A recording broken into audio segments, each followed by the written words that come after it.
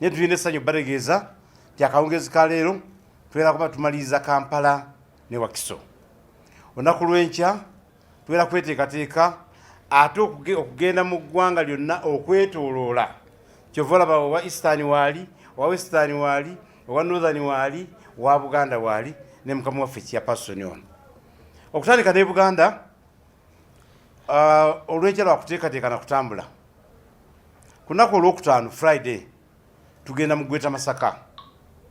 Nsaba abantu baffe abagweta Masaka kuva eri Mutukula ku boda, Kalangala, Masaka, Lwengo, Bukomansimbi, mumanyite olunaku lwaffe lwa Friday.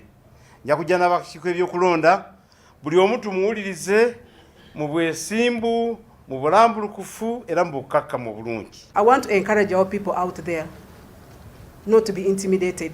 Like my comrade here has said, I know police and the rest of security organs are now preparing for us, but everything we are doing is under the law, and NUP is a registered party and we are allowed to carry on with our activities. So we encourage our members out there not to be intimidated. Ozala kubanga bavuganyiza nga oli omu ne tufuna akusingako, tulina okugenda n'asingako ku lw'obulungi.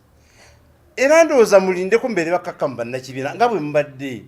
Mulinde ebigezo bimale kufuluma, bijja kutimbibwa buli wamu, tulabe abayise abadde mu first grade, second grade, third grade. Kwa ebigezo bwe bityo bibeera.